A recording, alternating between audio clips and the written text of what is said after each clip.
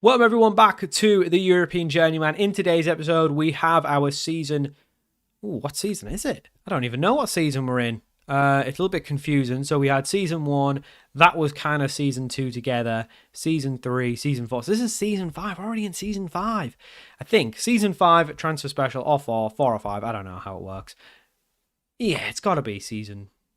Yeah, it's got to be season 5. Obviously, we joined this midway, so. Yeah, but season 5 transfer special, and the first thing we've got to talk about is the leagues. Do we want to spin the wheel? Do we want to risk losing some leagues? I have been thinking about it as the season's gone on. Obviously, all of these leagues are a step up from where we are. The issue I have, some of these have been loaded in from the start, and we've never had a job offer. Now, part of that is because our reputation's been so low. We did get our very first job offers last season, but they were both from teams in Slovenia. We obviously speak a little bit of Slovenian now, but we also speak a little bit of Serbian. Apparently, we are fluent in Serbian. I don't know how we've got that. We have basic Belarusian, but we speak Serbian fluently, Bosnian, Croatian, and Montenegrin fluently. I don't know where I've picked that up. It's very odd. I obviously only started the game with English. So usually the language you speak does make a difference, as well as the country you're from in getting job offers. So if I, for example, was English, but I loaded England lower leagues, Scottish lower leagues, Welsh lower leagues, I'd be likely to get a job in any of those because they all speak English. Whereas if I loaded the Turkish lower leagues, I probably wouldn't get a job there offer as much. But anyway, so as you can see, we have some available jobs. But if you look at like the level of the Eredivisie clubs, they're way higher than us. 3.5 star AZ, one of the biggest clubs in the league. 3.5 star. The kind of managers they're looking at are like 3 stars, 3.5 stars. You know, big managers, right? The Greek Super League is obviously bigger than us, but not crazy bigger than us. And their managers that they want are actually lower rated than us, yet they don't seem to have any interest in us. So for that reason, I think Greece is gone. I think Greece is going to be one of the ones that's gone. So we obviously speak Serbian, which is very good. So we're going to leave Serbia in. We want to leave the Eredivisie in because I think, again, this could be a potentially second last club. That could be the kind of second last club before we join a big nation, you know, a top. But you could potentially win a Champions League with an Eredivisie club. You could, but obviously we want to leave Serbia in. If we speak Serbian, I don't know where we've picked it up. Maybe in Belarus, maybe in Slovenia, but apparently we've picked it up. Maybe it's one of the staff members or something. I don't know how exactly it works. One thing I'm not seeing a lot of is Denmark and Switzerland. Now we can only remove one. Denmark are obviously 12th in the coefficients, and Switzerland are 11th. However, saying that, I think there are more opportunities to go to Denmark. There's obviously the second division, which I think is probably, so that's 58. Actually, no, Switzerland's higher in the second division as well. I had an idea to remove Switzerland, but now I'm looking at it again. It might be Denmark. I think we leave Serbia because we speak Serbian. There's a good chance we could get a job there. The problem with Serbia is, I'm saying that now, the problem with Serbia is I'd really only want to join a very small handful of clubs. Partizan, I think that's Red Star. That's probably it. If you look at some of the other clubs, they're not really better than our club now. So you really only want to join. Yeah, the rest of the clubs aren't actually better than our club. We're a 2-star club. So really, you'd only really want to be joining these top teams. And I think it's really unlikely we get those jobs anyway because they're so much better than the rest of the league. And also, they're always going to do well. There's a big gap. So I just don't think they're going to come available. So even though, a little bit controversial, even though we do speak Serbian, so we probably have more chance of getting a job there, I just don't think there's many good jobs. So I think Serbia is the second one to go. And I think we're going to take a risk. Now, obviously, that leaves us with Holland, Denmark, and Switzerland. Now, I would take probably a job in the second tier. I would. Obviously, there's only a certain number of clubs that can get promoted. We wouldn't want to join, for example, Young Ajax because they can't get promoted. There'd be no point. However, something like Willem II, Waalwijk, Groningen, VV Venlo, all of those clubs are better than where we are. Like if you look at Groningen, They are a much better club than us. Yes, they're only 2.5 star, but facilities wise, it's much better. It's just a better club, right? And we could easily get promoted. We could easily win the league with them. I'd be sure of it. So I definitely want to leave Holland in. I do think Denmark is good. I do think Switzerland's good. I think we've got potentially a chance to move there. So obviously, if you look at like something like Grasshoppers, they are a better club than us, but I don't think it's out of the, like Lugano, for example. These aren't out of the realm of possibility of getting a move. Denmark, again, if you look at like a random club, it's not out of the possibility we could get a move. I don't think we get a move in either of the Serbian leagues. I don't think we're even going to get a Greek league offer because, again, it's probably the same sort of scenario. The biggest clubs aren't probably sacking their managers, and the rest of the clubs probably aren't that much better than where we are now. So, controversially, potentially, we're going to remove Greece and Serbia, but it's always fun to do the wheel anyway. So we will load the wheel up. We have got the wheel ready to go. Let us see who it is we're going to be. Ooh, I dragged it across screen. I think it looked weird on the thing there. Let's spin the wheel, see who we're going to get. Obviously, we get 2 this time. We only did 1, I think, last time. Potentially we did 2, I can't remember. I think Scotland will be good. I think Scotland will be good going to like a Celtic, Rangers, Aberdeen. Something like that would be good. Other than that, I'm trying to think what would be near Slovenia. Croatia would be good. We really want to avoid the small ones. We don't want Gibraltar. We don't want Ireland. We don't want Latvia, Northern Ireland. Any of that rubbish. Probably don't want Romania. Probably don't really want Slovakia either. Obviously, one of the big ones, Portugal would be good. Spain, Belgium even, France, Germany. Those are the ones you really want because those are the ones that are going to be here forever. But I don't think we're ready for those anyway. So, something like Croatia, Scotland.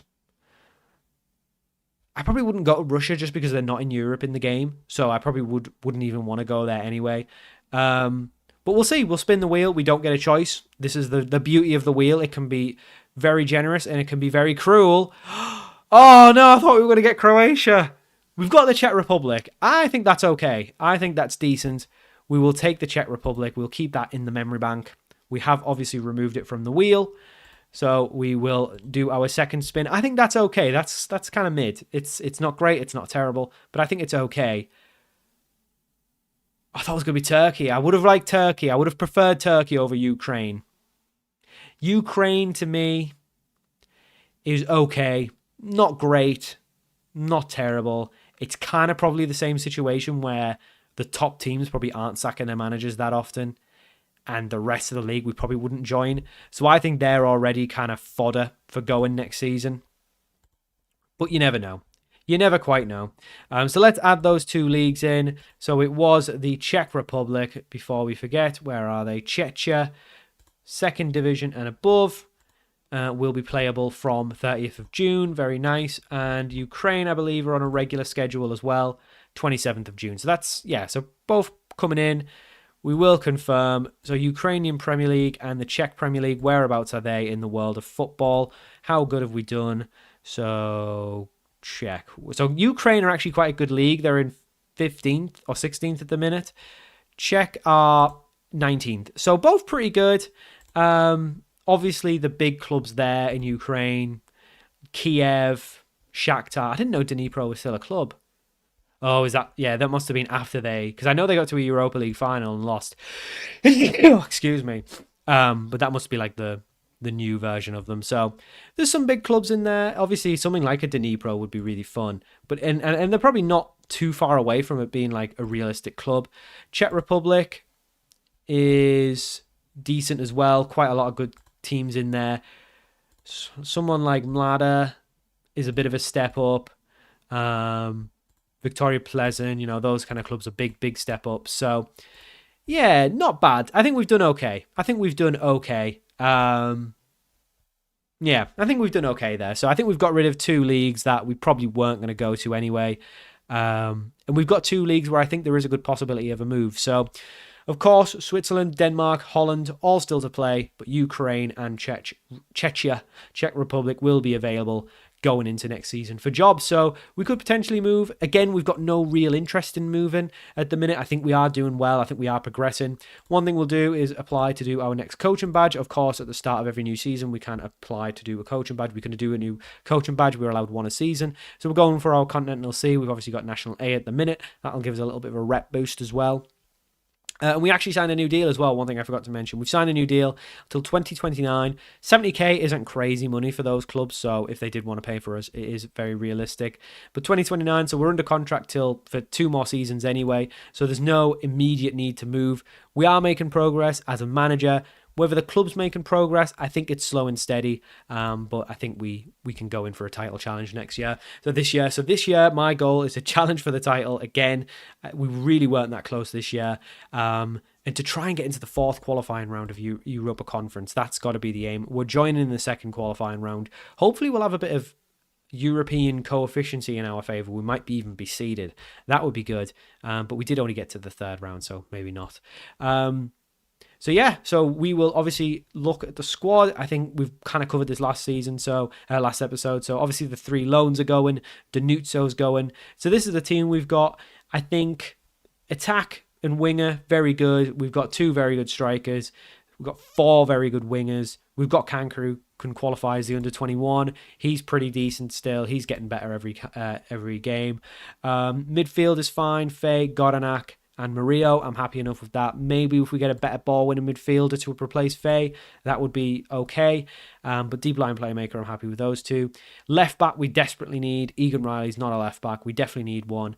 We definitely need a centre back to replace Moretti. Probably 2 as well, like 2 better centre backs. So we need a left back, 2 centre backs, and probably a goalkeeper. Kasija, not very good last season, let in quite a lot of goals. Not as good as his first 2 seasons. So I think midfielder, a left back, 2 centre backs, a goalkeeper. I'm happy enough with Agu at right back. So 5 players we need. We haven't had budgets yet, so we'll see what we get. At the minute, we're spending 20k. So ideally, we could see with a bit of a boost. We could definitely use a bit of a boost. I would think. I don't know. Obviously, last season we got our budget. The club were in big money troubles. We were about 800k. Yeah, it was down here, so we were like 800k in the negative. We're actually finishing going into this season 377k in the positive, so we're doing okay. So maybe 30k a wage budget would help us. An extra 10k to spend on 5 players, that would be good. About 2k each. At the minute, we're spending around about $1,000 a player on a week, so that would be good. Obviously, we've got all of these young players as well who are just waiting for the opportunity. Javi Munoz is progressing nicely. Rafael Pereira is progressing nicely. Antolic has got like a cruciate ligament injury, so he's going to be out for a while. So we'll keep an eye on them. We may or may not let them go out on loan. We may use them. They are obviously getting up their homegrown stuff, so I'd rather keep them at the club, to be honest. They're all obviously getting homegrown at club and nation. Antolic, obviously being Slovenian, he's already homegrown in nation, so it's just at club. So potentially that could be one we could let go. I wouldn't be too fussed on that. The hell's happened here? Right, whatever. I don't know what happened there. So this is what we got to work with. We know what we need. Let's hopefully go bring those players in. So literally next click, the board give us our budget. It's not bad. It's 24 grand of wage budget and 132k of transfer budget. We're probably not going to spend that. It's pretty much what we ended the season with. I think we chuck it all pretty much into wage. That gives us about 25k of budget. So not great. About 5 extra grand to play with. It's not a lot. I thought it was going to be more. The club clearly don't want to overspend. We do lose quite a bit of money during the season because we just don't make any money during the season. So it's understandable, but yeah, it's not a whole lot to work with. We are of committed spend about 18k. So you never know. We might look to maybe loan out a couple of these just to get like someone like Parada, £750 a week. If we loaned him out, obviously we'd get a little bit of money, but ideally we'd want to loan him to a Slovenian club to keep his Slovenian homegrown stuff going. But that's the plan. Most of the other youngsters aren't really on any kind of money, so but I'd happily keep them because I think they're good enough to keep anyway. So obviously Danuto's going, but he's only on £300 a week. Paul's going, he's on 1,600. So that's a good bit of money back. So we're paying all his wage, so that'd be good. to get off the wage bill when it does, but we've got a bit of money to spend. We've got a little bit of money to work with. Obviously, if it's $1,000 a week we're paying players, we've got to obviously bring 5 in. If we're doing about 2, we could probably bring about 3 in. So we need to be... We might even overspend and just sell someone on for big money. If we can sell DR on for like $1 million or something, I'd probably take it, to be honest, just to boost the budget. But we'll see. We'll see how we go. Yeah, we'll see how we go, but it's not great. So finally, I was looking in the wrong place there. So finally, the stadium stuff that we saw at the end of last season has been announced. The Tabor Sezana Stadium will cost $9.75 million. Where the hell are we getting this money? We've got a capacity of 9,548. It'll be done 30th of June next year, so we will, of course, not be here this season. We've loaned £7 million to finance it. We've got a stadium sponsorship deal of $1.1 million and $2.7 million grant from the authorities, which means none of the money's come out of our balance, but we now have a big loan we need to pay off. So $7 million, 73k. Now I know why the budget's not that high. Obviously, we got a stadium, which is going to be 220k a year, but that's just gone straight into the money to pay for it. So we won't see that. We won't see that money come in every year. That's gone straight into the club. As you can see, yeah, lots of money in, but lots of money out on the ground. So big stadium coming in, but again, that won't be till the end of next season, so we won't see it this season. So at the minute, where are we playing? Yeah, so we're playing at Sportney Park still, 500 capacity. So we're going to go into that on next season. So yeah, it is what it is. Probably why the club aren't paying too much money. We have had our objective from the board. It's a challenge for the First League title. I think we would qualify as doing that this season if you looked at it. Season preview wise, we are expected to finish second, so we are a bit better than we were last time. And I was taking a look at Olympia's squad. It is really good. I mean, they should be winning the league every season. This lad looks unreal. Look at him. He almost looks like a Premier League player. Chris Evans, 19-year-old Welsh right back and left back. He's unbelievable. He came through their academy. He's just insane. He looks so good. Yeah. This Yankovic at left back is available for loan. I tried to loan him, but they wanted a load of money. He looks really good as well, but they wanted a load of money for him. So I don't know. It's just odd. They just want lots of money. I don't think we can afford this. Otherwise, I'd really want him because he looks really good. He's obviously Slovenian, which helps. Do we just pay that? It's a lot of money. It's more this, paying 30 grand a month just to have him. Just for the pleasure of having him. And we won't be able to play him against Olympia, which would be the key games. So I don't think we go for it. There's lots of other good players around. We've got 2 of the best ones, though. Banachek has agreed a new deal. He's underway for a new deal, which will up his release clause from 350k to 500k. Goranak, obviously there, but he's leaving at the end of the season. So bit tough. Very tough for us. Couple of players at Ilaresia are decent, but that guy's on loan, so we can't get him. Can't get him either. So, yeah, don't know. I'll have a scout, see if he's got a relegation release clause we could be able to get. But yeah, it's going to be tough. We're financing a new stadium. I feel like Wenger at Arsenal when he just couldn't kick on because they just were paying off this stadium. So it's a lot of money. It really is a lot of money because we've got already paying an extra 70k a month. That's going to really harm us financially. So we need to keep being in Europe. So no, the club are really putting the effort on. It's like a long loan. It's a 10-year loan, so we're not going to probably hear it for all of it anyway. So we need to do our best. We need to, of course, do our best for the club. Try and do as much as we can, and then try and just keep progressing. But it's going to be hard. Financially, I think the shackles are on a little bit now. So. But we won't worry about that too much. We'll do our best with the budgets we've got. Like I say, I think we've got a good squad anyway. We just need some players in the back line. So we have reached the first game of the season. And we've done all our transfer business. So let's cover everything we've done. We are still looking at a couple of players, of course. So let's just go down the list. So obviously, Danuto did leave the club when the window opened. He went to a team called Juve Stabia, Great name, in Serie B, so that's actually quite a step up for him, fair play. Other than that, we didn't bring anyone else in that window. A couple of players have then left in the new window. Rock Pahar has went on a season-long loan to NAFTA in the second division. He's hopefully going to get some game time there. Our backup keeper left to a Serie C club for about $5,000. And then Alison Faye's left the club. He was kicking up a fuss. He wanted to leave. I'm looking at him and I'm thinking, you're not that irreplaceable.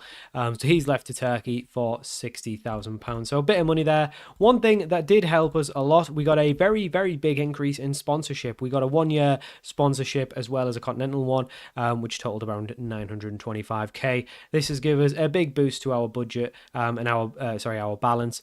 We did get a bit of obviously transfer budget from the sales, so we whipped that all into wage budget. So we've had about 30k to spend. So in the end, we've done okay. We have made some signings. Stipe Cianci is back again on another loan. He is joined us back on a season-long loan. We're not paying any of his wages, on loan from Rijeka, not sure, on a season-long loan from Croatia. Obviously, he did okay last year. We know him. We don't have to pay any of his wages, so easy enough. We kind of messed up with this one. Zoran Bertic joins us on a season-long loan from... Was it season-long? Pretty much. Season-long loan from Olympia. He obviously can't play against Olympia, but I don't think he'd be playing that all. The scouts reckoned him quite good. Once he joined, he was only a second league player. So a bit of a disappointment there, but we're not paying any wages, so chances are he'll go when the window opens and we'll never see him play. Backup goalkeeper, Tomasz Stopaniak. Obviously didn't really need him. Now we've brought the loan in, but we're only paying him £110 a week. So he's a second league keeper. He's a backup. He's played in Illuminage, been in Spain for a little bit. Formerly of Maribor, so he joins us just to be the backup. Then we signed an actual player for money, Antonio Maric. We have our left back, joins us from Jaron in the second tier of Croatia. We seem to do well with the second tier of Croatia. He joins us on a permanent deal for £35,000 with a couple of add-ons that could rise up.